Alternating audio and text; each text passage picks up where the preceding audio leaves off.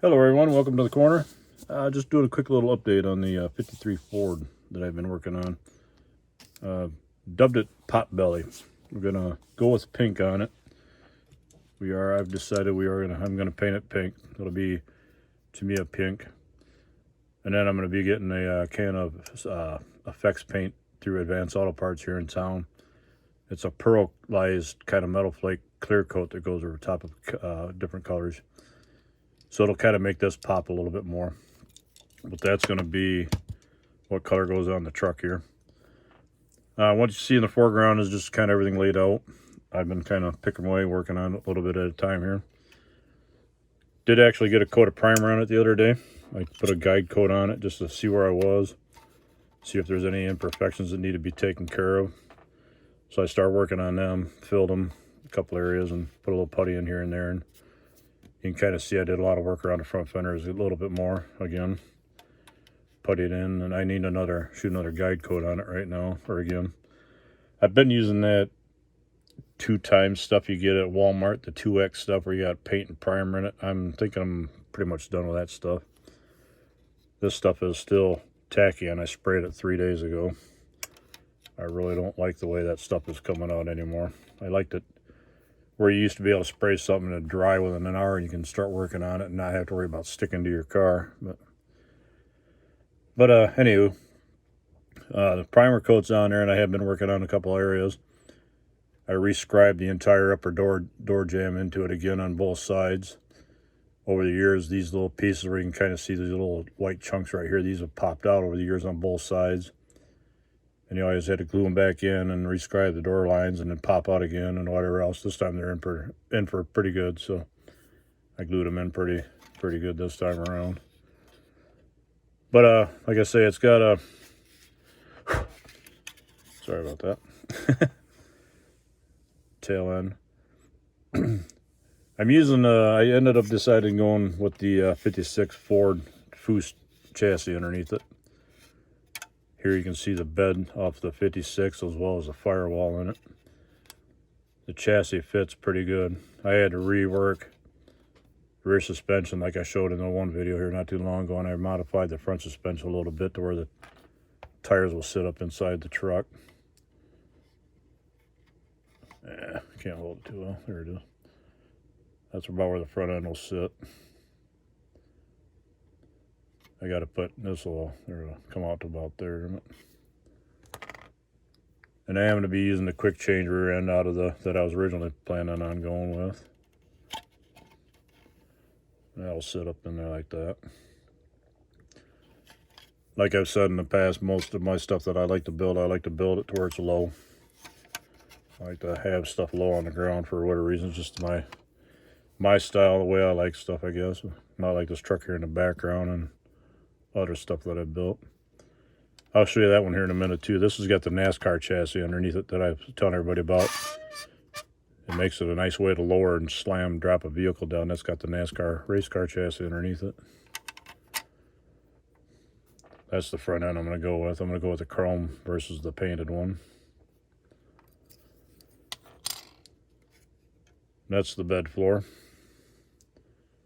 I had some inner tubs out of another truck for many years in a bag in this box because I knew I was going to need them. I cut them down, shortened them up, and that's what these little humps are you see here, just to give it a little bit of a finished off effect in the bed. They're just really thin, tapered, whatever.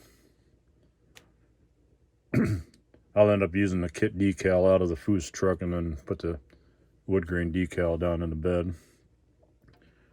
I'll have to cut a paper template to fit around the tubs, and I had to cut a 1/16 or almost an 1/8 of an inch off the back of the bed to get it to fit down in there because this truck is shorter than the 56. Just from all the custom work I did back here, shortened up the tail end of it that much. So I have to make a paper template to match this and then cut that out, lay that down on the decal and cut the decal out. Make it work that way. But and then this is the chassis. A couple little pieces here. They have this chassis takes a metal axle both front and rear. So I had to fill in the frame right here. They had a little like a C-notch cut out on both sides of the frame rail. I had to fill that in with some plastic. I cut the cross member out. There's two pieces of this cross member.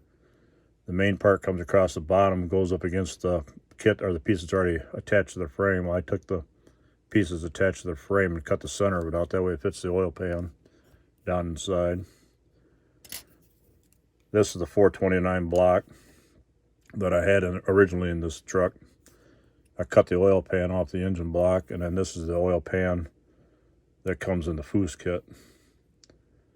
I figured that way it's kind of a little bit modernized oil pan, and the engine will be painted pink. Bell housing will be done in steel, and then the trans will be done in aluminum when it all goes together. But the chassis does fit, or the engine does fit down in there nice. Everything sits on top of it like I wanted it to. The only problem is this engine won't have any air cleaners because the hood won't close with that front rounded off edge of that hood. The front two carburetors are going to be right against the bottom of the hood. So what I did is I drilled out the top of the carburetors. I'll put a little black wash down in them just to make them look like throttle bodies, if nothing else. They won't have the flap, the choke flap in there for the carburetors, but I got the heads and everything in the bag here just because I pulled it apart. That's the 429 heads and such. All the belt accessories. I don't know if I'll go with this belt system or maybe try to use the belt system off the foos truck or what. I ended up modifying the running boards. I was going to go with the foos running boards, but they don't quite fit the way I want them to. These are the old AMT ones. I trimmed the sill plate off them where they sit up inside the body. That way I can get past the interior will come down sitting pretty much right about there with them. Making it work. Then the headers, to get them to fit into, whoops, there goes the intake. To get the headers to fit into that little space right there, I had to cut them apart. I cut the flanges off and then took almost 1/8 of an inch off the where the exits off the head, to where I can now get them up inside the up between the frame rail and the head and whatnot.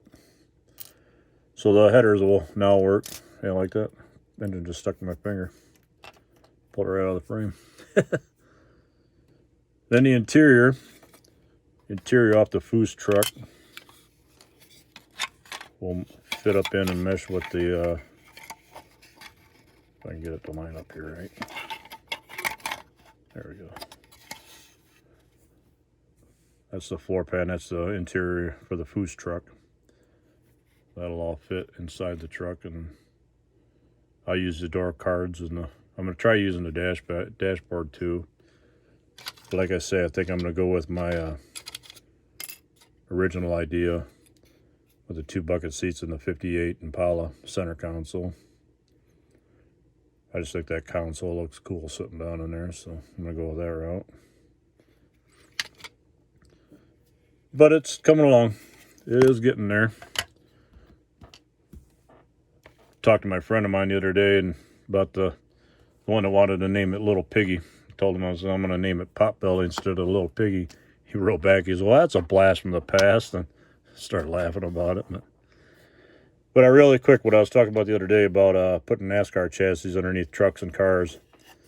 I've got a few of them done this way. A friend of mine, John from Kustom Kempson Miniature, turned me onto this idea quite a few years ago. He had a 78 Ford pickup truck that he slammed to the ground. I was like, how the heck did you get that thing so low? And he tipped it up. Well, he first said ancient Chinese secret to me. Then he kind of chuckled about it, and he reached over, picked it up off the shelf or off the table and showed me that it had a NASCAR chassis underneath it. So it's like, oh, cool. He said, if you want to get something really low to the ground, he said, they're good chassis to use.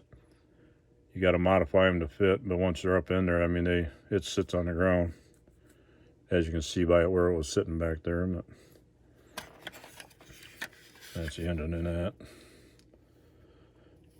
It's just a modern interpretation of a modern hot rod, I guess, more or less.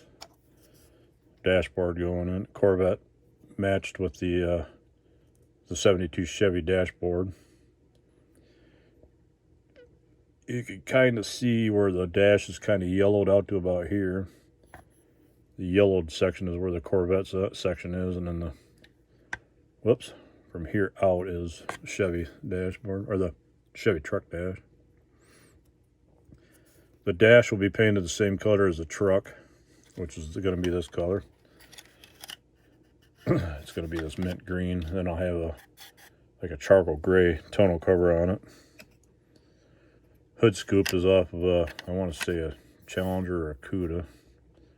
I flipped it around, turned it backwards, make it more into like a cowl inducted scoop.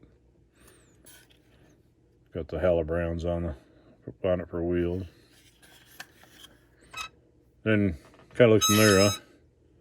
Corvette taillights. This has got the rear valance off the Corvette as well, with the taillights mounted or cut into the tailgate. I thought about putting a license plate box in there years ago, but I was like, I don't want to break up the lines, the smoothness of the back end of it. Nothing else that'll have one of the, in real life it could have one of those flip down license plates. Put it on there and have it flip down, whatever. But that's that truck. I just wanted to show you that quick. Later on I can show you a couple of the other cars that I've got with the NASCAR chassis up underneath them, just to kind of let you see them too. In time we'll get to those cars. I'm sure I'll do a little detailed feature on them as we go along. But that's that. I just wanted to show you the little update on the 53 Ford today and kind of go over it a little bit. Kind of so, I got a few people online there wanting to kind of keep tabs on it, because I know you guys are interested in it as well. Wanting to keep knowing what's going on with it. So, but yeah, that's it for today on that one. I guess we'll do some more work on this and get the squirrels woke up here a little bit after a while, and we'll work on it a little bit more in the next week or so, and hopefully have you a little bit more update for you in another week or two, and keep you touched. We'll keep you in touch on as far as what's going on with it and where it's going and such. But with that in mind, we'll cut you loose, and hope you're all having a good day. And we're going to be making a couple more videos. We're going to do some how-to videos coming up. Got a couple things planned out there or whatever, so we'll be kicking out some more videos in the next week or so, or the next week at least. I'd like to try at least get 1 or 2 out a week, just to kind of keep the channel fresh, give you all something to watch while you're sitting at home doing nothing. Feet kicked back up on the couch, just kind of kick back, chilling. Anyway, with that in mind, we'll holler at you later. Take care, everyone. We'll see you on the corner. Take care. Bye-bye.